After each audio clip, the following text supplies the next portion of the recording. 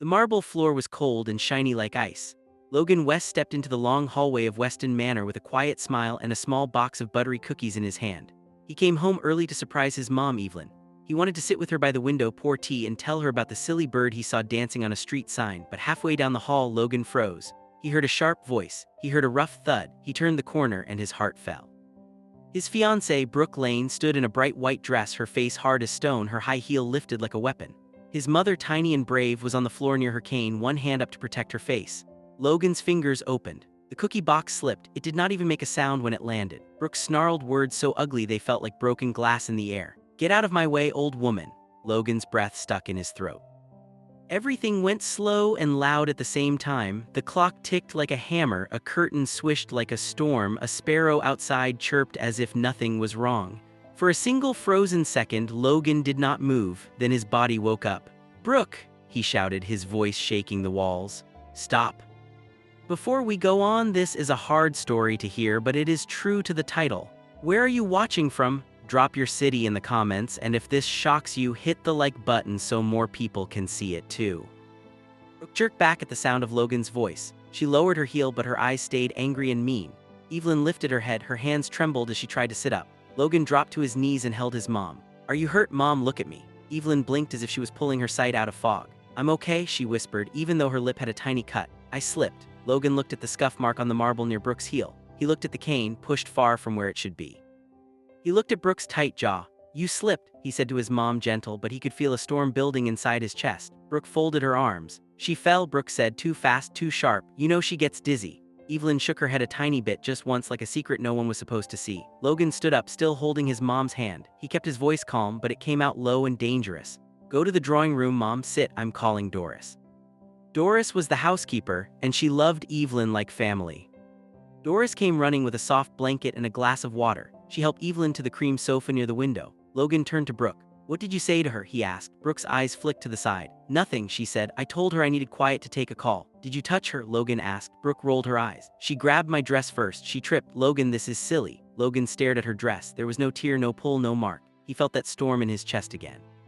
It was not just anger, it was fear. Fear that he had missed signs. Fear that he had trusted the wrong person.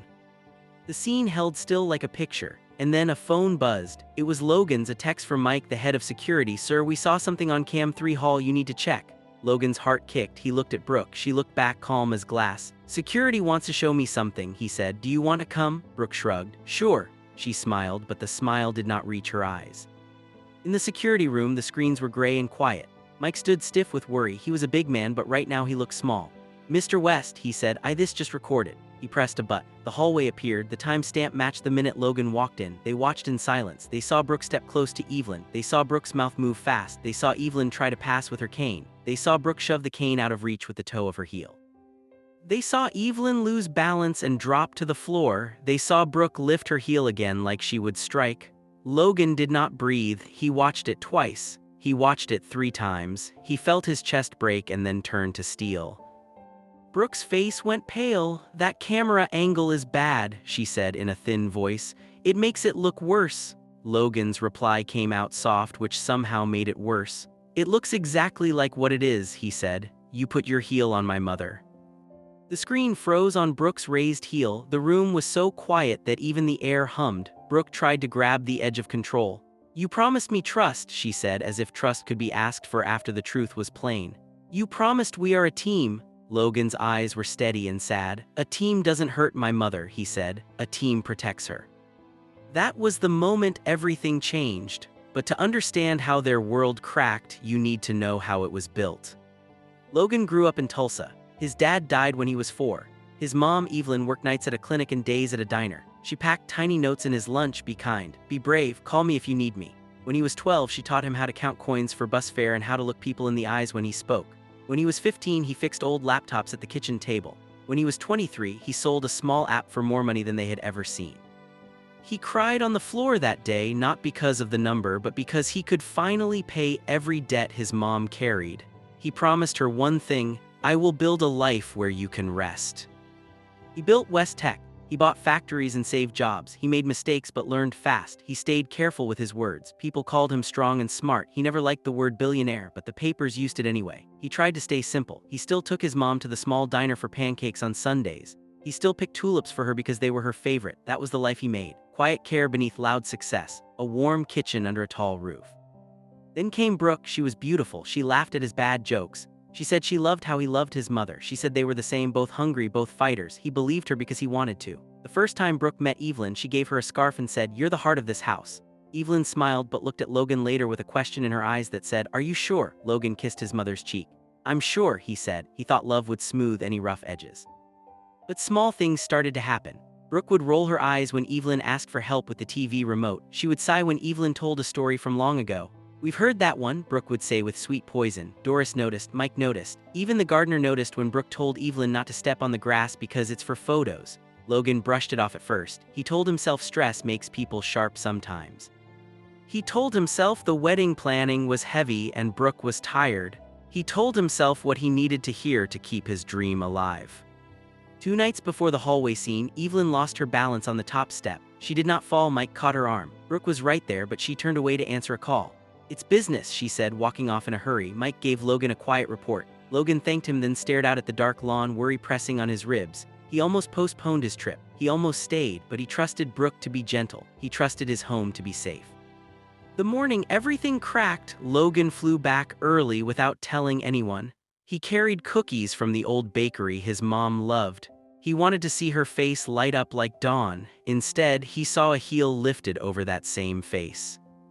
In the security room after the video, Brooke tried a new story. "She taunted me," she said. "She told me I would never be good enough." Mike looked at the floor. Logan turned the sound up on the recording. There was no sound at first, then their system caught a thin piece of audio. Brooke's voice came through, sharp as a blade. "Move," she hissed. "I'm not waiting for you." Evelyn's small voice answered, soft and steady. "Please, dear, I just need my cane." Then the bump, then the raised heel. Brooke took a step back from the screen as if her own words could hit her. Logan spoke to Mike. "I want a medical check for my mom right now. Call Dr. Howard, tell him to meet us in the drawing room." Mike nodded and ran. Logan and Brooke walked back down the hall in heavy silence. Doris sat by Evelyn, holding her hand and whispering a soft prayer. When Logan entered, Evelyn smiled like sunshine after rain. "You brought cookies," she said, eyes twinkling as if she wanted to make it easy for him. Logan knelt. "I did," he said. "We'll eat them after the doctor checks you." Evelyn's eyes flicked to Brooke. "Everything okay?" she asked. Logan did not lie. "We're going to talk," he said, "but first you." Dr. Howard checked Evelyn's pulse, her pupils, her knee, her wrist. "A bruise," he said, "and a small cut, nothing broken, but she needs rest." He looked at Brooke and then at Logan. "Should I be concerned?" His voice carried more than the question. Logan answered, "I saw the video." Dr. Howard pressed his lips together. He wrote a note. "I will send a nurse for the week," he said. "No stress, no stairs." Evelyn tried to joke. "No stairs," she said, "then bring me my stories and tea." When the doctor left, Logan stood at the window with his hands in his pockets. The tulips he brought were still by the door in their paper wrap, waiting like a paused song. Brooke moved to stand near him. "We can fix this," she whispered. "You love me, I love you, your mom will come around." Logan turned. His face was not cruel, it was honest. "Love is kind," he said. This was not. Brooke's mask slipped, her mouth twisted. "So she wins," she snapped. "I knew it. I knew you were a mama's boy. I knew you would choose her over us." Logan kept his voice even. "This is not a game with winners. This is right and wrong." Brooke's laugh was short and bitter. "In your world, right and wrong depend on who has the tape." She looked toward the door as if measuring how fast she could run. "You think you're so perfect. You think your past is clean." Logan felt a cold thread move through the room. "What are you talking about?" Brooke leaned close. "You left people behind too," she whispered. "You cut deals that hurt others. You walk around with open hands while your lawyers do your dirt." Logan's jaw set. "If you have something to say it," he said. Brooke smirked. "Maybe I will, maybe I'll leak a story. Maybe I'll talk about how your mother is unstable and you let her control you. People believe what they want." Doris stood up then. She did not raise her voice, but it filled the room anyway. "Ms. Lane," she said, "you should leave." Brooke looked at Doris like she was a fly on a glass. "I'm not going anywhere," she said. Logan stepped in. "You are," he said. "Mike will walk you to your room. You will pack your things. You will leave this house today." Brooke's eyes flashed. "You're throwing me out based on one misunderstanding." Logan did not blink. "I'm ending an engagement based on what I saw with my own eyes." "That is not a misunderstanding." Mike arrived at the door like a quiet mountain. Brooke stared at him and then at Logan. She changed tactics again in a heartbeat. Her eyes watered. Her voice went soft. "I was scared," she said. "Your mom scares me. She says things when you're not around. She told me I'm from nowhere. She told me she'll cut me out of the wedding plans. She hates me because I'm not like her." Evelyn lifted her head. Her voice, when it came, was not loud. It was steady. "I told you this house is a place of respect," she said. "I told you if you love my son, you must love what he loves. I told you I move slow and I need patience. I never said I hate you. I never would." Brooke looked away. Logan took a breath. He felt tired and clear. "Mike," he said, "please." Brooke stood very still. For a long second she looked like she might throw the lamp, then she lifted her chin. "You'll regret this," she said. "You'll come crawling back when the press eats you alive." She walked out with Mike. The room stayed full of the things she had said, as if words could leave shadows. Evelyn touched Logan's sleeve. "I'm sorry," she whispered. "I did not want to spoil your morning." Logan turned to her and the steel in him melted into care. "You did nothing wrong," he said. "Nothing." He picked up the tulips and placed them in a vase. He set them where the light made them glow. He sat with his mom. They opened the cookie box. Evelyn made a face at the first bite. "Still too sweet," she said. Logan laughed a little for the first time that day. "You love them," he said. "Only when I share," she answered, breaking one in half. Later in his office, Logan called his lawyer, Mr. Quinn. "I want to end the engagement quietly," he said. "I want to protect my mom. I want to protect the staff. I do not want to fight, but I will not be bullied." Mr. Quinn said, "Understood. I'll prepare the paperwork. I'll also put your personal security on alert. If Ms. Lane tries anything, we document everything." Logan thanked him. He called Tina his PR lead. "No statements," he told her. "If anything leaks, we say we're focused on family," Tina agreed. "The truth has legs," she said. "It will walk by itself." Logan stood by the window and watched the wind move the trees. Memories flashed in small bright pieces. Brooke holding his hand at a fundraiser. Brooke laughing at a movie. Brooke saying she wanted to be a better person because of him. He wondered which parts had been true. He wondered which parts had been a mask. He did not know, but he knew this. His mother's safety came first, always. He whispered to the air, "I should have listened sooner," and the air did not answer, but the truth did.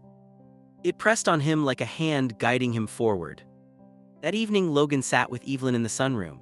The nurse, Kay, checked the bruise on Evelyn's knee again and brought fresh tea. Doris knit a scarf on the far chair, her needles clicking like a calm clock. The house was quiet in a good way now. "Do you remember the bluebird that built a nest on our old porch?" Evelyn asked. "It kept bringing straw bit by bit. It took days, but it never gave up." Logan smiled. "I remember," he said. "You told me to be like that bird." Evelyn nodded. "You still are," she said, "even when the wind tries to steal your straw." Mike stepped into the doorway. He looked uncomfortable. "Sir," he said, "Ms. Lane asked to see you before she leaves." Logan's face did not change. "Where is she?" "Front steps," Mike said. "She asked for 5 minutes." Evelyn squeezed Logan's hand. "You don't owe her that," she said. "I know," he said, "but I will not leave words unsaid that could keep us safe." The sky outside was a soft orange. The fountain in front of the house made a gentle sound. Brooke stood by the steps with 2 small suitcases and perfect hair. Her face was clean of tears now. It was made of glass again. "I'm leaving," she said, "but you should know something before I do." Logan said nothing. He waited. Brooke smiled a little. "You think I did this alone," she said. "You think I'm the only one who treated your mom like a problem. You should check your staff." Logan's eyes narrowed. "What do you mean?" "Ask Doris," Brooke said lightly. "Ask her about the pills." Logan's heart hitched. "What pills?" "The ones your mom sometimes refuses," Brooke said. "The ones that make her sleepy and easy." She lifted a shoulder. "Maybe she needs them. Maybe someone else likes when she takes them. I wonder who." Logan felt the ground tilt. "You're lying," he said, but the words did not feel as firm as before. Brooke leaned in, her perfume floating like a trick. "Or maybe I'm telling you where to look. Enjoy your perfect little world." She turned and walked to the car. Mike opened the door, jaw tight. She slid inside and did not look back. Logan stood very still. The fountain kept whispering. The sky kept changing color. He turned and walked back into the house, faster now. He found Doris in the kitchen, rolling dough with calm hands. "Doris," he said, trying to keep his voice even, "what medications is my mom taking? Who gives them to her?" "How often?" Doris looked up, surprised by the rush in his words. "Only Dr. Howard's iron tablets and the blood pressure pill," she said. "Kay or I set them out. Your mom takes them with breakfast." Logan swallowed. "Anything to help her sleep?" Doris frowned. "No," she said. "She doesn't like sleep pills. She says they make her foggy." "Why?" Logan told her what Brooke had said. Doris's face went from calm to worried to something dark and protective. "Sir," she said, "I would never—" "I know," he said quickly. "I do not believe you would, but we need to check the bottles, all of them." They went to the small cabinet where Evelyn kept her pills in neat rows. Kay joined them, puzzled. They counted, they checked labels, they looked for anything strange. Everything looked normal at first. Then Kay lifted a small white bottle from the back corner. The label was plain, no name, just a tiny pharmacy code sticker and the word supplement. Kay opened it and sniffed, her nose wrinkled. "This is not a vitamin," she said. "This smells like a sedative, very mild but still." Doris slapped her hand over her mouth. "Where did that come from?" Logan took the bottle. He turned it in his fingers. The pharmacy code was tiny, but there. His mind started racing, quick and careful. "We need to know who brought this in," he said. "We need to know if Mom took any by mistake." From the sunroom, Evelyn called, cheerful and small. "Logan, tea's getting cold." He put the bottle in his pocket. He walked back to her with a smile that almost reached his eyes. He sat and poured tea. He told her a soft story about the bakery lady who gave him an extra cookie for the sweet mom. He made her laugh. Then he asked, like a person asking about the weather, "Mom, did you ever take a small white supplement Doris put in the cabinet?" Evelyn thought. "Doris didn't put anything new," she said. "But a few days ago, Brooke said a doctor friend sent a vitamin for my nerves. I took one and felt very sleepy. I told her I did not like it and she was upset." Doris closed her eyes for a second. Kay looked at Logan with a question that was really a warning. Logan's chest felt tight, but his voice was still gentle. "You won't take any more," he said. "We're going to check everything." Evelyn nodded. "Okay, dear." Her hand found his and squeezed. It was warm and steady. Night slid over the house. Lamps glowed like small moons. Mike sent a message that Brooke's car had left the gate. Mr. Quinn texted that he would arrive in the morning with papers and a plan. Tina set up a monitoring alert for any story Brooke might try to plant. The house felt both safer and more fragile, like a bird's nest after a storm. Logan walked out to the back terrace to breathe. The pool water was flat and dark, like a giant mirror. He sat and let the day roll through him. Part of him wanted to scream, part of him wanted to cry. Most of him wanted to hold his mother's hand and never let go. He remembered the tiny note from his lunch box when he was 8. "Be kind, be brave, call me if you need me." He pulled his phone and typed a message to himself. "Be kind, be brave, protect Mom." His phone buzzed again. Mike from the gate. "Sir, you should see this," the message read. "A delivery just arrived with your name, but the sender line says for Evelyn from a friend. No return address." Logan's stomach dropped. He texted back, "Don't open it, bring it to the security room, gloves." He stood up fast and took the path through the garden, the hedges tall like walls. As he moved, he heard a soft voice from the dark. "Doris's." "Mr. Logan," she said. He turned. She stood under the patio light, wringing her hands. "There's one more thing," she said. "I didn't want to worry you earlier." His chest got tight again. "Tell me," he said. Doris swallowed. "Last week," she whispered, "I found Ms. Lane in the study at midnight. The safe was open. She said she was looking for a ring box you asked for, and the day after, a stack of your mother's old letters went missing." Logan stared at her. "What letters?" "The ones from the clinic years," Doris said. "The ones your mother kept from a nurse friend. She cried when she saw they were gone, but told me not to wake you." The wind lifted and set the leaves back down. Somewhere in the house, a clock chimed. Logan took a slow breath and felt the storm inside settle into a plan. "Okay," he said. "We lock down the house. We review every camera for the last 2 weeks. We call the pharmacy to trace that code. We get a list of every delivery. We ask Dr. Howard about that vitamin. We find those letters." Doris nodded, relief mixing with fear. "Yes, sir." They reached the security room. Mike stood by the table with a small brown package. He wore gloves. The package was tied with thin twine and smelled faintly of flowers. There was a white card on top, neat handwriting in blue ink. "For sweet Evelyn, rest well." Logan felt cold, then hot. "X-ray first," he said. Mike slid the box into the scanner. The screen showed a tin with a screw top and something folded like paper. Mike set the box down. "Do you want me to open it?" he asked. Logan thought of Brooke's last smile. He thought of the missing letters. He thought of the plain white bottle in his pocket. "Yes," he said, carefully. Mike loosened the twine. He lifted the lid. Inside was a pretty silver tin with tiny flowers painted on it. He opened the tin. A sweet smell rose into the air, lavender like the sachets in Evelyn's drawers. Under the tin was a folded paper, cream-colored, soft at the edges like something handled many times. Mike unfolded it. His eyes flicked across the words and then jumped, shocked. He passed it to Logan without speaking. Logan took the paper. He looked down. The handwriting was his mother's. He knew it anywhere. The date was from years ago when he was just starting his first company. The note was to her old nurse friend. It said, "Sometimes I feel so tired I think of not waking up, but I must stay for Logan. If anything happens to me, please give him the key tucked behind the third brick under the sink. He will know what to do." The room tilted. Logan grabbed the edge of the table. "What key?" he asked the air. Doris put a hand to her heart. "Third brick," she whispered. "Under the sink." Mike looked at Logan, waiting for orders. Logan's mind moved like a clean blade now, cutting through fear. If someone had this letter, if someone returned it with a lovely smell and a soft lie, then someone wanted them to find this key now or wanted them to panic. Either way, the letter was real. The handwriting was real. The date was real. "Kitchen," Logan said. "Now." They hurried through the quiet halls, past the drawing room where the tulips glowed, past the sunroom where Evelyn dozed with her tea. In the kitchen, Logan knelt at the old deep sink. He reached behind the pipes and felt cool stone. He counted bricks with his fingers. 1, 2, 3. His fingers slipped under the lip of the third brick. It moved. He wiggled it loose. Dust sprinkled his hands. Behind the brick in a little hollow was a small brass key, dull with age. Logan held the key up. Everyone stared. Doris whispered, "Your mother hid that a long time." Mike looked at the door to the safe room down the hall. Kay, who had followed, held her breath. Logan set the brick back and stood. He felt the weight of the key, small but heavy, like a memory you can hold. "What does it open?" Doris asked. Logan closed his hand around the brass. He looked toward the study, toward the safe, toward the locked drawer in his father's old desk, toward all the places that could keep something important. He looked back toward the sunroom where his mother slept, her tea cooling, her tulips bright, her heart still brave. He took a step toward the study.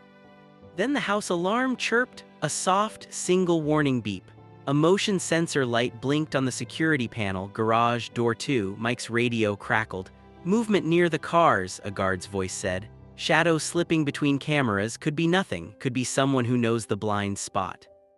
Logan's hand tightened on the key. His eyes met Mike's. The night had opened a new door and they were standing on the edge.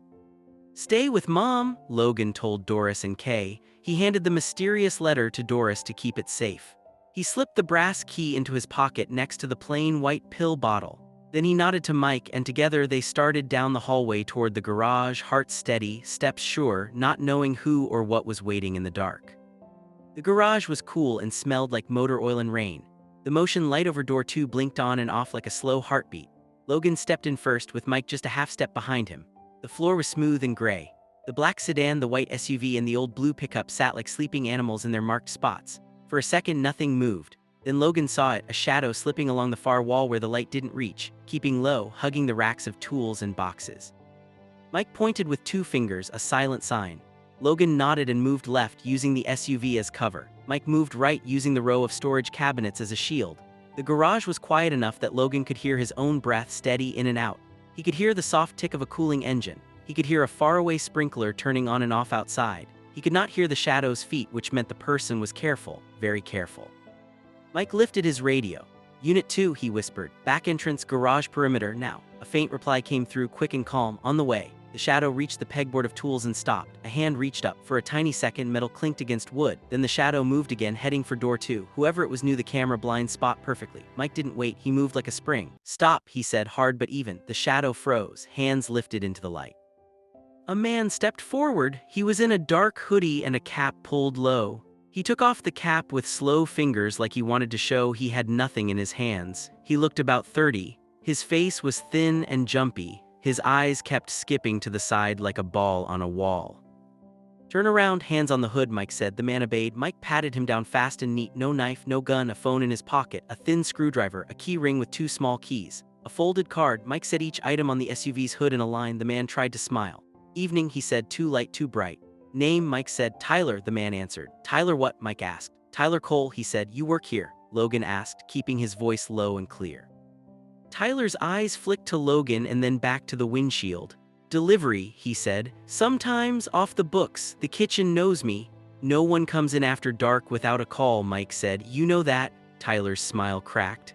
"I had another drop. I got the times mixed up. I thought somebody was in here. No harm." "What did you reach for on the wall?" Logan asked. Tyler swallowed. "A wrench," he guessed, like a kid answering a test he didn't study for. Mike pointed to the pegboard. A wrench hung where it should. Nothing seemed out of place.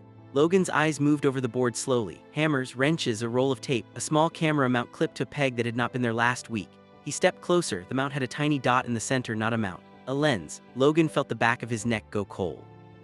He lifted a gloved hand and tapped it. It didn't wobble. It was fixed tight and aimed straight at the garage door. "When did that go up?" he asked. Mike shook his head. "Not one of ours." "Who are you working for, Tyler?" Logan asked. Tyler tried to laugh. It came out thin and dry. "Man, I just bring boxes. I don't mess with cameras." Logan didn't look away. "Then why were you in the blind spot?" Tyler blinked too slowly. He was thinking too hard for a simple runner. "Lucky," he tried. Mike leaned an elbow on the hood as if they had all the time in the world. "What's with the screwdriver?" he asked. "I fix things," Tyler said. "Like doors with new lenses?" Mike asked. Tyler shook his head fast. "I don't know what that is, I swear." Unit 2, a guard named Owen, reached the back entrance and slid in quiet. Mike handed him the keys from Tyler's ring. "Check the door locks," he said. Owen moved to the side door and tested the cylinder. "Brand new," he said. "Not our brand." He held up one of the tiny keys. It fitted smooth. "Swap this week," he said. "Maybe today." Mike looked at Tyler. "Who gave you that key?" Tyler shrugged. "Found it." "Where?" "On the ground." "Look at me," Logan said. Tyler did. His eyes jittered, but they locked for a second. Logan saw fear, yes, but also a kind of hunger, the kind that follows money, not food. "Did Brooke send you?" Logan asked, speaking her name like a test. Tyler's face flickered. It was small, it was quick, but it was there, a tiny flinch, the kind you get when a secret gets too close to light. "I don't know any Brooke," Tyler said. "Wrong house, I should go." He shifted his weight like a runner about to sprint. Mike's hand pressed his shoulder back down. "You're not going anywhere." Logan pointed at the folded card on the hood. "Open it," he said. Mike unfolded the small square. Inside there was a printed code from a pharmacy and a handwritten note. "Pick up for E West, ask for rest blend paid." There was no signature, no phone number. Tyler's voice was almost cheerful now, like he had found a script. "See, it's vitamins. I pick up vitamins. I don't do cameras." Logan took the card. The code on the corner matched the code on the plain white bottle in his pocket. His jaw tightened. "How many times did you bring this blend?" he asked. Tyler licked his lips. "A few," he said. "Who gave you the original order?" Tyler smiled again, and this time it was a little sad. "I don't ask names. I get paid in cash. I'm nobody." "Show me your phone," Mike said. Tyler hesitated. "One beat, two," then he slid it across the hood. Mike opened the recent calls. 3 blocked numbers, 1 contact saved as A, 1 contact saved as blue. He opened texts. Most were cleared, 2 remained. Backdoor, no talk, and drop with card, no signature. The sender was A. "Who is A?" Mike asked. "Anna," Tyler guessed. "Amber, I don't know, it changes." Owen came back from the door. "Also found this by the fuse box," he said, holding up a tiny black square with sticky edges. "It's a tag," he said, "a tracker." Mike's mouth went a hard line. "All right," he said. "Cameras swapped, door cylinder swapped, tracker planted, vitamin card in your pocket. You want to change your story?" Tyler stared at the floor. "Look," he said, "I'm just trying to stay out of trouble." "You stepped into it," Mike said. "Call the police," Logan said. "We'll let them sort the rest. We'll keep the card and the lens for records. Bag them." Mike nodded. He handed Owen a bag from the wall and used gloves to drop the card, the lens, and the tracker inside. He taped it shut. He opened his mouth to call it in, then his radio hissed. A sharp voice jumped through. "Front gate," the guard said, tense. A silver car just stopped and tossed something over the fence. It landed near the path. Could be nothing. Could be a package. Logan and Mike looked at each other. Tyler's face went blank again, like he had walked out of himself and shut the door. "Lock him in the maintenance room," Logan said to Owen. "Stay with him." Owen nodded, clicked handcuffs on Tyler with a clean, quick move, and led him to the small, windowless room off the garage. The door closed with a heavy sound. The click of the lock was a full stop. On the path by the fence, a small brown envelope lay half crushed in the ivy. Mike put on fresh gloves, lifted it gently, and slid it into a clear bag. The envelope was unsealed. He tipped it. A single photo slid out into the bag. It showed Evelyn on the back porch, laughing at a small bird on the railing. The picture was bright and lovely, but the back of the photo had a greasy thumbprint, and on the bottom edge, someone had written in tiny, neat letters, "Sleep well, sweet lady." Logan felt a hot spark under his ribs. Not anger, not fear, both mixed. "Enough," he said. They went back inside. Doris and Kay sat with Evelyn in the sunroom, talking about the flowers. The tulips reached for the lamp like they were alive. Logan didn't show the photo to his mom. He sat and asked about her book instead. She talked about a story where a boy got lost and found his way home by singing the song his mother taught him. Her voice was soft and happy. Her knee was up on a little pillow. Her tea was fresh. It was a good scene in a hard day. When Evelyn dozed, Logan stepped into the hall with Doris and Kay. He told them what they had found in the garage. Doris looked both grateful and scared. Kay's mouth went a thin line. "I don't like how whoever this is keeps using sweet words," Kay said. "That's how a thief talks when they want you close to the door." Logan nodded. "No one opens a door unless Mike or I say so," he said. "No one takes packages from the fence. If anything arrives for my mom, it goes to the security room first." He looked at Kay. "Tomorrow, please take the plain white bottle and the rest blend card to Dr. Howard. Ask him to test both. Ask him to call me, not Brooke, not anyone else." Kay nodded. "Done," she said. Logan went to his study. The room smelled like lemon oil and old paper. He closed the door and leaned against it for a second. His father's desk sat under the window like a quiet guard. The safe in the wall sat behind a painting of a small boat. He pulled the brass key from his pocket and set it on the desk. It looked simple, it looked harmless, but it felt like a door cracked open somewhere in the past. He opened the bottom drawer of the desk and took out a small tin box with a lock. He had always wondered why a tin needed a lock. The brass key slid into the tiny keyhole. It turned easily. The tin clicked open. Inside were three things: a folded letter with his name on it, an old bank card to a safety deposit box, and a thin flash drive wrapped in a square of soft cloth. His heart went heavy and light at the same time. The letter first. He unfolded it with careful hands, his mother's handwriting again, steady, clear. The date was just after his first big sale years ago, when he moved them out of the small apartment. "Logan," it began, "if you ever find this, it means I could not bring myself to speak these words out loud. Not because I do not trust you, but because I am a mother, and sometimes a mother's fear is bigger than her courage. This key opens more than a tin. It opens a story I kept back to protect you. Your father left a box at First City Bank before he died. He told me not to open it unless someone came asking questions about the company he worked for. In the months after he died, men called our house. They said they were friends, some were not. I did not open the box. I waited. Years passed. The calls stopped. You grew, you made good things with your hands and your mind. I thought the box could sleep forever. But if anyone ever tries to harm you or whisper about the past, you must take the card and the key to the bank. Ask for box 17B. Inside is what you need to understand why some people smile at you with their teeth and not their eyes. And one more truth which I cannot put here, you will see it when you open the box. I love you, be kind, be brave. Mom." Logan sat very still. The room felt smaller, then bigger, than normal again. He looked at the bank card, First City Bank. He had not been in that old branch in years. He looked at the flash drive. A small label on the cloth said, "Play me at home, not online." He slid the drive into his desk computer. A single file sat inside. For Logan, it read. He opened it. A video started. The screen showed their old kitchen. The light was yellow and soft. Evelyn sat at the little table with a glass of water. She looked straight into the camera, and for a second Logan thought she was looking straight at him here and now. "If you are watching this," she said, "then I got scared and put things on film so I would not forget how to say them. The world can be loud. I want you to hear me. Do not be afraid of the truth. The truth is not a snake. It is a rope to hold when the wind is strong." She paused and smiled the small smile he knew when she was trying not to cry. "Your father worked for a company that did not care about people the way you do. He tried to change it from the inside. He made copies of papers. He told me he hid them in a safe box and wrote a letter to someone who would know what to do. He told me if anyone ever used our names to scare us, I should open the box. I never did because you were little and I chose quiet. If you open it now, please forgive me. I wanted you to have a clean start. Also," she took a breath, "also there's one more truth that belongs to you. You will see a birth paper in the box. Read it with mercy. It will not change my love." She reached out and touched the camera lens like she could touch him. "If I am there with you, hug me. If I am not, keep singing the songs we sang. Be kind, be brave."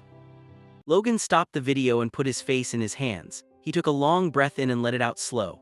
The ground under his feet felt the same, but the air in his chest did not. He put the flash drive back in the cloth and closed the tin. He looked at the bank card again. A plan began to write itself in his head like neat lines on paper. Go to the bank at opening. Bring Mike, bring Mr. Quinn. Ask for box 17B. Do not tell Brooke. Do not tell anyone outside the circle he trusted. Check the box, see the papers, then decide what to do next. His phone buzzed. A message from Tina. "We picked up a whisper," she wrote. "A blog posted a blind item about a rich son under his mother's thumb. No names, just noise. We flagged it." Logan typed, "Thank you, no response for now." He put the phone down. Another buzz. "Mr. Quinn, I'll be at the house at 7 with documents. Quiet separation. We can serve a notice at noon if needed." Logan wrote back, "Come at 6. We go to the bank at 8. Quinn sent a thumbs up emoji which made Logan smile for 1 second, then the smile fell away. There was a soft knock. Doris stepped in with a small tray. "Light soup," she said. "You haven't eaten since morning." The steam curled up like gentle fingers. "Thank you," he said. She set the tray down and looked at the tin. "Did the key fit something?" she asked. He nodded. "It opened a story," he said. She nodded back like she understood. "Do you want me to sit with your mom while you sleep?" she asked. "I'm not sleeping much tonight," he said. "But yes, please sit with her while I check the cameras with Mike again." Doris squeezed his shoulder. "She used to say you slept like a stone," Doris said softly. "Now you sleep like a door, always ready to open for someone." He almost laughed. "A tired door," he said. She smiled and slipped out, her slippers whispering on the rug.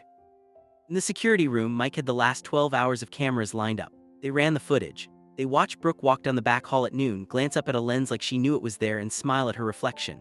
They watched a delivery man, Tyler, drop a package at the service door at 2 and receive cash from a hand just inside the frame. The hand had a thin gold bracelet. Brooke's bracelet had a small star charm. The hand in the video had no charm. Doris never wore bracelets when she worked. Kay wore a watch, Tina wore sleeves. The hand could belong to anyone. The camera angle cut the rest. They watched the front gate at dusk. A silver car slowed. A window rolled down. An arm tossed the brown envelope into the ivy. The plate was blurry, covered with a film of dust on purpose. The driver wore a hat, the passenger wore a scarf, both looked forward. "We'll boost this," Mike said. "Maybe we can pull a partial plate." Logan nodded. His eyes hurt, but he kept them open. "Also tag Tyler's phone," he said. "If we can keep it alive, maybe A will call." As if the phone had ears, it vibrated on the table in a plastic tray where Mike had placed it. The screen lit. "A calling." Mike looked at Logan. Logan nodded. "Speaker," he said. Mike hit the button and used a calm voice. "Yeah," a woman's voice came through, flat and clear. "You were slow," she said. "Is it done?" Mike didn't move. "Define done," he said, a breath on the other end, then a tiny click. The call ended. The number masked itself. The call log erased itself in one sweep, lines disappearing like a tide pulling back. "Smart," Mike said. "Too smart." Logan stared at the blank call list. The woman's voice had no accent or a carefully washed one. It sounded like a voice that sold things on the phone, soft, precise, friendly if she wanted to be, Berlin or Boston or anywhere. "We'll need the bank," Logan said, "and we'll need to lock our gates tighter than ever." They checked on Evelyn again. She slept under a light blanket with the tulips on the little table by her chair. Kay sat nearby, reading a book with one ear open. Doris knit. The house felt like a folded hand around its heart, safe for now. The night dragged on, then slid by in quiet pieces. At 3 in the morning, Logan stood on the back steps and watched the sky darken and then lighten in a slow turn. At 5, he showered and put on a dark suit with no tie, clean but simple. At 5:30, Quinn arrived with a leather folder and eyes that had slept even less than Logan's. At 6, Mike brought the car around. At 6:15, Logan kissed his mother's forehead and told Doris he would be back by noon if everything went well. He left out the part where he did not know what well would look like. First City Bank opened at 8, but the branch manager, Mr. Hale, had known the West family for years. He met them at 7:45 with coffee in paper cups and a worried look he tried to hide. "You don't come here often," he said to Logan, trying to make it light. "I like my money where I can see it," Logan answered, tapping his chest once with 2 fingers. Mr. Hale nodded. "That's the best bank," he said softly. He checked the card, checked Logan's ID, checked Mr. Quinn's card, and led them to the vault level. The air cooled, the walls thickened. The sound of the city faded like rain behind a door. They stopped at a wall of tiny silver doors. Mr. Hale counted rows and columns like a careful teacher. 17B, he said, touching a small rectangle. He checked a ledger and a digital pad. "The box has not been accessed since it was opened," he said.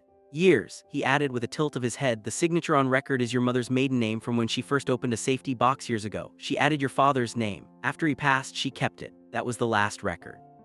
She never came back." His words made the air feel heavy again. Logan nodded and kept his face calm. Mr. Hale inserted his master key and then stepped back. "Only you," he said. Logan slid the brass key in. It fit like it had been waiting. The lock opened with a soft click. He pulled the small drawer out and set it on a table in a quiet room. "Take your time," Mr. Hale said, and left them with the kind of silence banks keep for people handling old things. Logan opened the box. Inside was a plain brown folder, a sealed envelope with "For Logan" written in his father's sharp hand, a small cloth pouch, and a single sheet with a list of names. He stared at the list first. 5 names, a company, a date. He did not know the men, but he knew the company. The old company where his father had worked before the accident. He felt his jaw set. He opened the folder. Inside were copies of emails, copies of memos, and copies of forms that looked like shipping logs.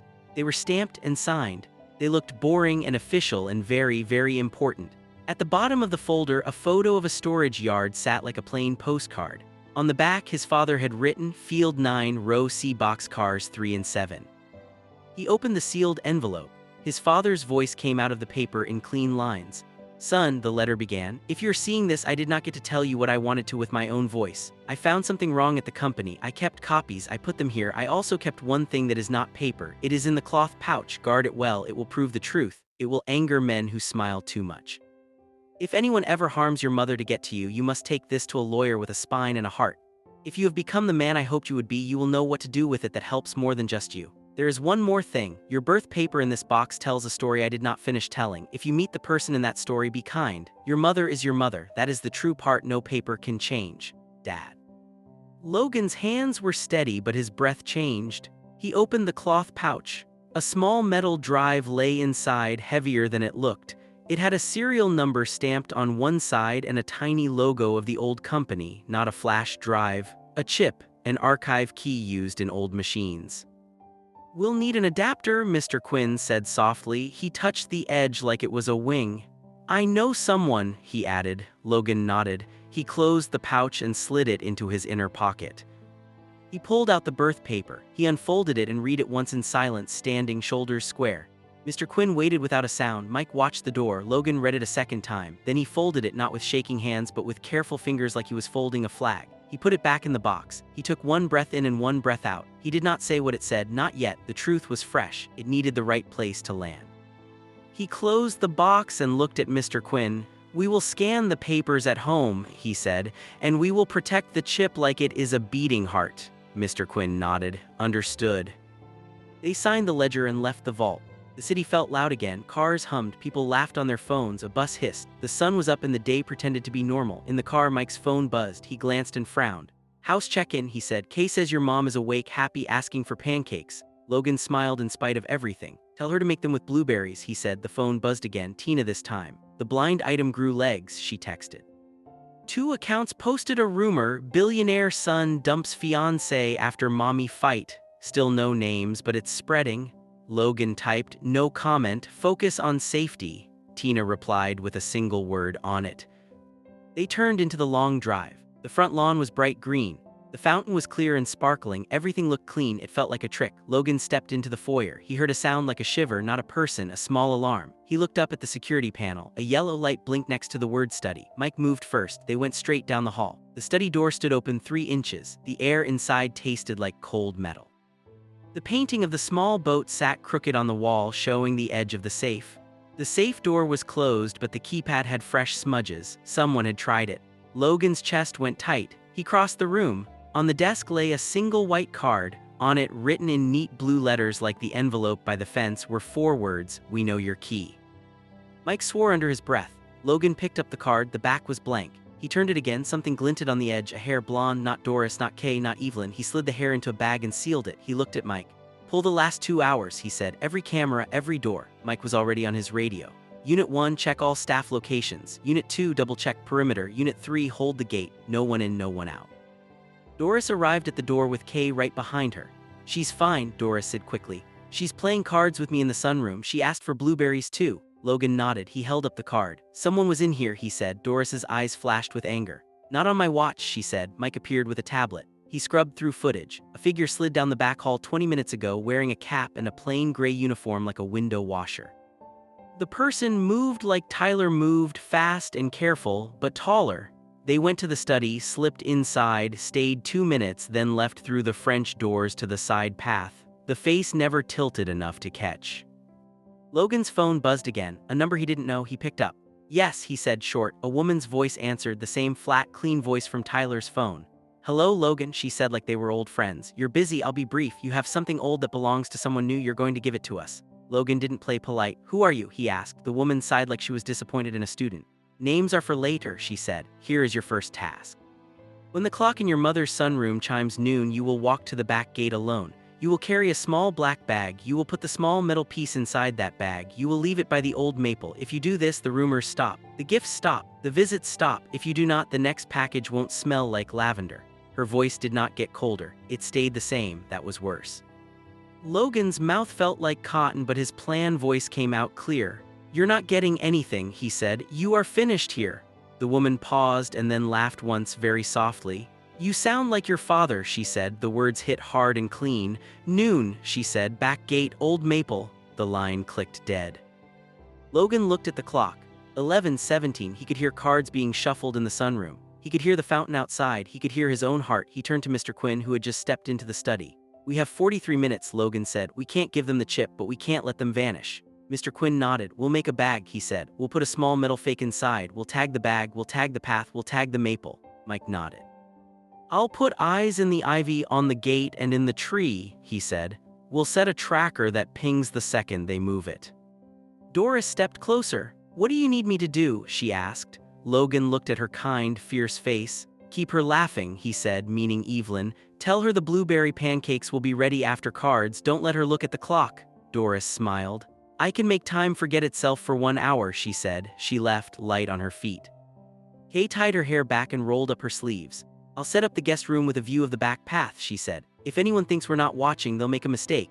Mr. Quinn reached into his leather folder and pulled out a small black velvet bag like the kind used for jewelry. He dropped a metal washer inside. It made a soft clink like a secret knocking on a door. "Sounds real enough," he said. Mike handed Logan a tiny tracking tag the size of a dry rice grain. "We'll tape this under the bag's inner seam," he said. "They won't see it without a light and a tool."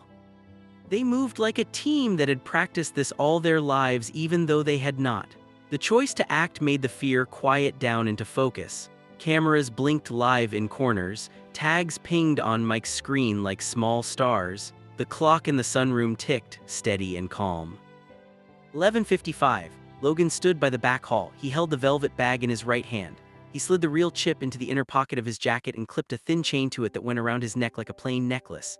His fingers touched the brass key in his other pocket. Old and new, past and now. "Ready?" Mike asked. Logan nodded. "If they want me alone, they'll get me alone in the open," Logan said. "You follow far enough back, you look like a shadow." Mike nodded. "We'll have eyes at the maple," he said. "They won't touch you." Mr. Quinn put a hand on the desk like he was pushing the ground down to make it steady. "No heroics," he said. Logan almost smiled. "I'm not a hero," he said. "I'm a son." The sunroom clock chimed noon. 1-2, each soft note felt like a small push in the back.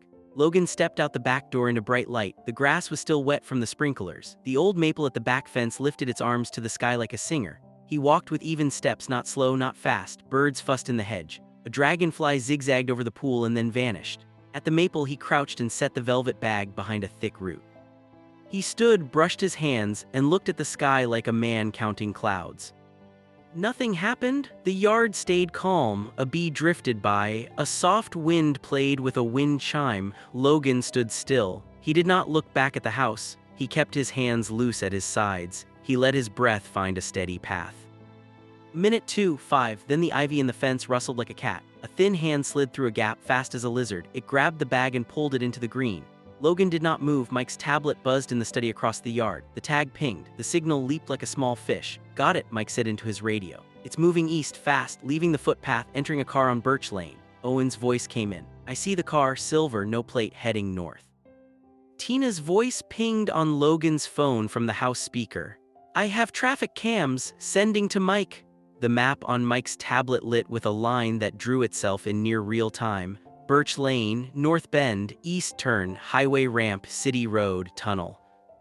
Logan stood still and calm under the maple, eyes on the sky, the thin chain around his neck cold against his skin, the real chip safe at his heart. He heard the sound before anyone else did, a small, wheezy cough behind him where no one should be. He turned.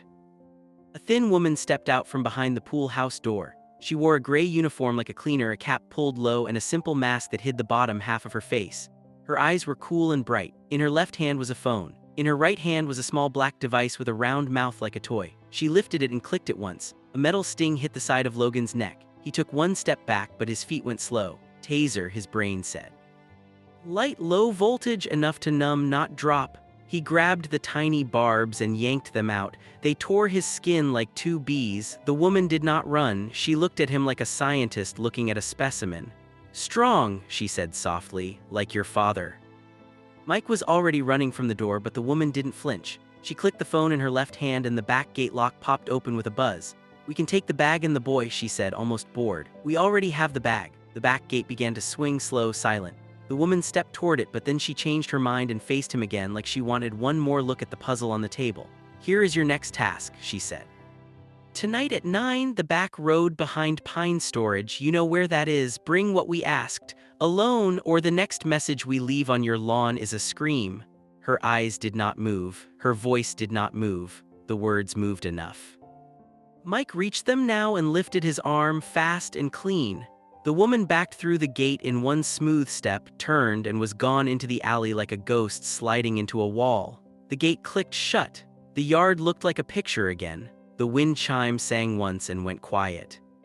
Mike grabbed Logan's arm. "You okay?" he asked. Logan nodded. His neck stung. It would leave two small, mean dots. "I'm fine," he said. He looked at the pool house door where the woman had been. He looked at the maple root where the bag had been. He looked at the chain on his neck. He looked at the house where his mother laughed at a card joke she had heard 100 times and still loved like new. Inside, the tablet pinged.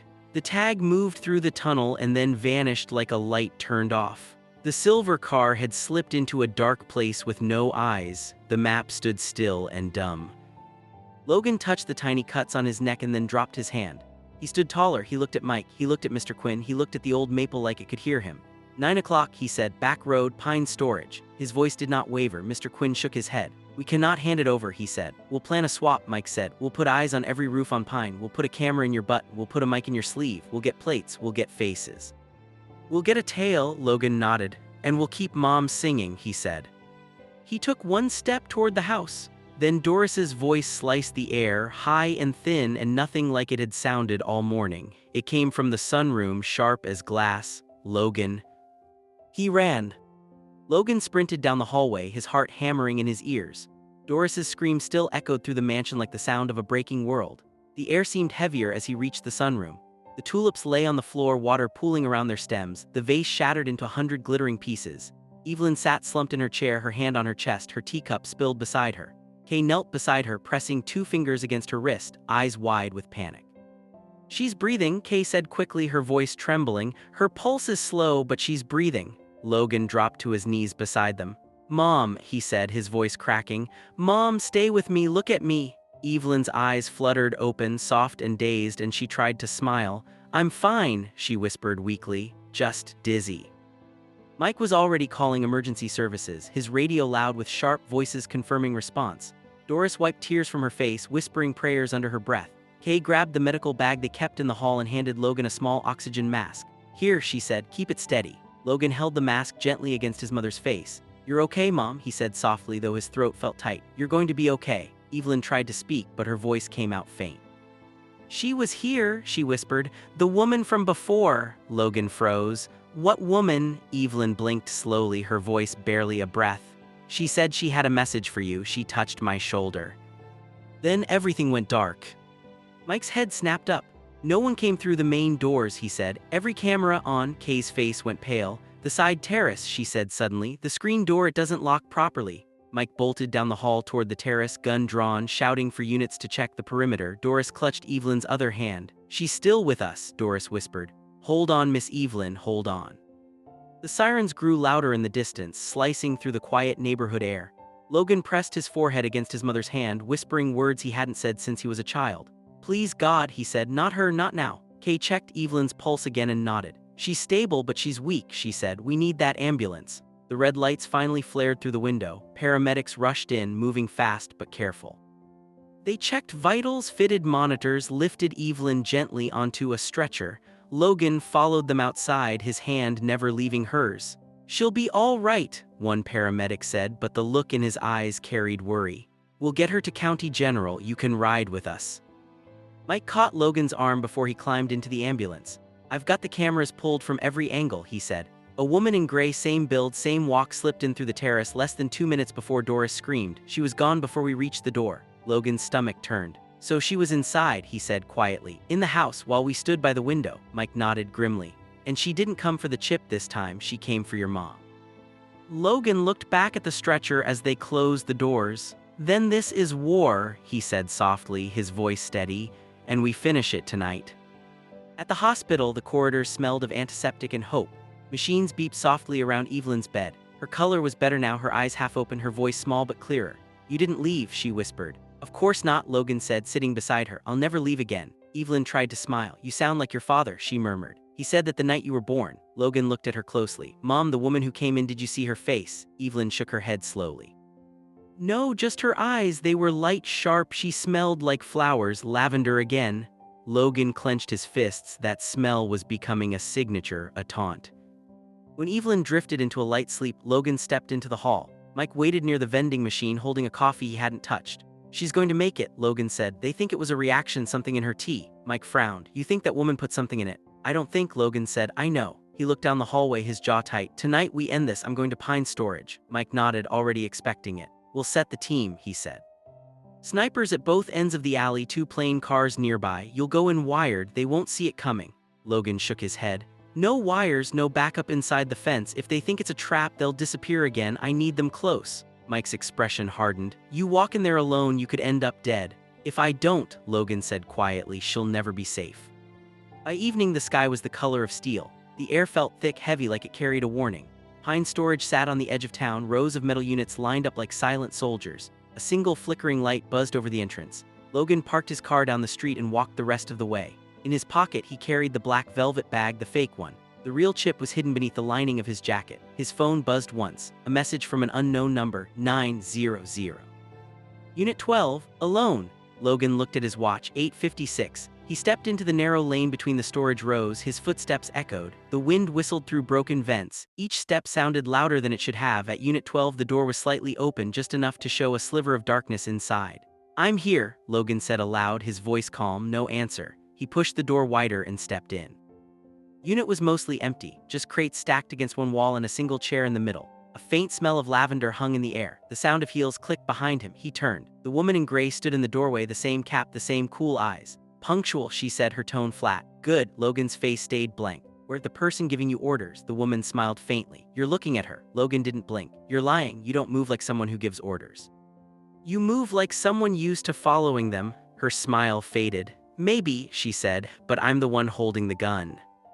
She lifted her sleeve. A small black pistol was fitted snug against her wrist. "Put the bag on the chair," she said. Logan placed it slowly, never breaking eye contact. "Open it," she said. "You open it," he replied. She tilted her head. "Clever, but not clever enough." She moved forward, gun steady, and reached for the bag. Logan waited until her fingers touched the velvet, then said quietly, "You might want to be careful. My security team loves tracking jewelry."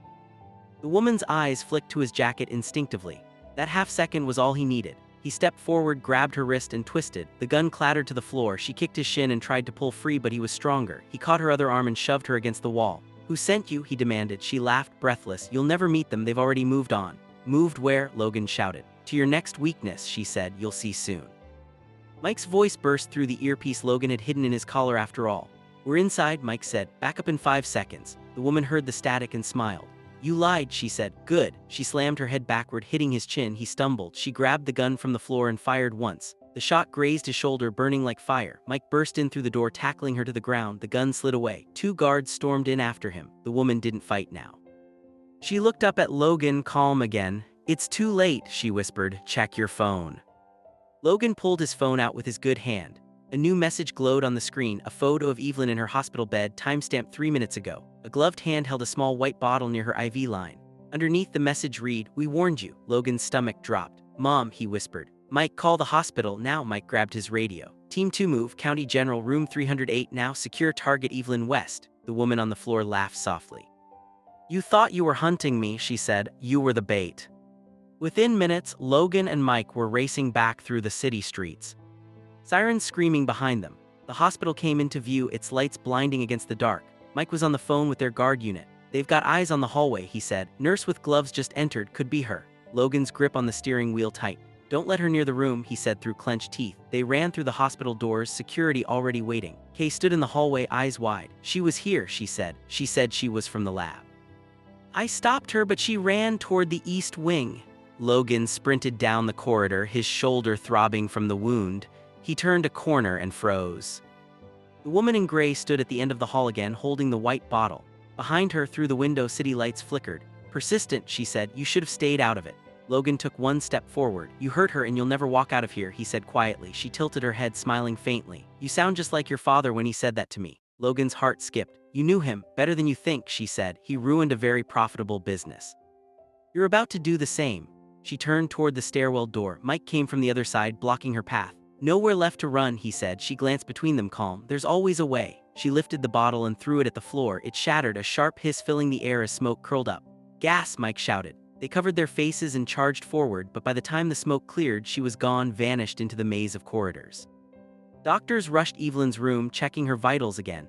"She's okay," Kay said after a moment, her voice shaking. "She's okay." Logan leaned against the wall, his vision swimming. The blood from his shoulder had soaked his sleeve. Mike pressed a towel against it. "You need stitches," he said. "Later," Logan replied. "Right now we find out who she is." He turned to Mr. Quinn, who had just arrived with his laptop and files. "We have her face on camera now," Quinn said. "We can run it through every database. She slipped once, she mentioned your father. That means she was part of the old company." Logan nodded. "Find her, find the link." Quinn typed quickly, eyes darting over the screen. "Got something," he said after a moment. "Her name's Claire Holt, former logistics officer at your father's company 15 years ago. Disappeared after an internal audit exposed a smuggling ring. Your father was the whistleblower." Logan's chest tightened. "She blamed him," he said quietly. "And now she's blaming me." Quinn nodded. The records show she vanished under a new identity. She's been working as a contractor for a rival firm that's been trying to buy your patents for months, Mike swore softly. So this was never about revenge, it's business. No, Logan said, his voice low, it's personal. They stayed at the hospital until morning. Evelyn woke stronger, her color returning. She smiled weakly when Logan walked in. You look terrible, she teased softly. He laughed despite himself. You should see the other guy, he said. She touched his hand. Don't lose yourself in this, she said gently. You're still my kind boy, he nodded, swallowing hard. I'm just making sure no one ever touches you again. She smiled faintly. That's the part of you your father would recognize. By noon, they had a full report. The police had raided an address linked to Claire Holt's car rental. Inside, they found boxes of files, fake IDs, and one thing that made Logan's stomach twist, a framed photograph of his father at a company event with Claire standing beside him smiling. On the back of the photo were the words, "He took everything." The detective looked at Logan. She's been obsessed for years. She thinks your family destroyed hers. Logan stared at the photo for a long moment. She's wrong, he said quietly. My father tried to save her. That evening, Logan took Evelyn home. The house felt peaceful again, the air softer. The tulips had been replaced with new ones, their petals wide open in the golden light. Evelyn sat in her chair, wrapped in a blanket, watching the sunset. It's over, Logan said quietly, sitting beside her. They found her, she's in custody. Evelyn smiled faintly. Then maybe now you can rest. Logan nodded, though he knew rest wouldn't come easily. Maybe, he said, but first I'm starting something. She looked at him curiously. What's that? He took her hand gently. A foundation, he said, for elder care, for people like you, people who need to feel safe. We'll call it the Evelyn West Foundation. Her eyes filled with tears. Your father would be proud, she whispered. So am I. That night the mansion glowed softly under the moonlight. Logan stood by the window, looking out at the garden where the maple tree swayed in the wind. The world felt both heavier and lighter now. His phone buzzed, hundreds of messages from reporters, bloggers, people online talking about the billionaire who chose his mother over money. He didn't care about the fame. He cared about the message. He opened his channel and wrote a short post. Money can buy comfort, but it can't buy character. Be kind. Protect the people who protected you when you had nothing. This world needs more love and less power. He hit post, then looked up at the stars. Somewhere deep inside, he felt the quiet peace of a man who had done what was right, even when it hurt. Before the lights went out, he whispered softly, be kind, be brave, always. If you made it this far, drop your city in the comments. Where are you watching from? And don't forget to hit that subscribe button to support our growth, because kindness like this deserves to be shared.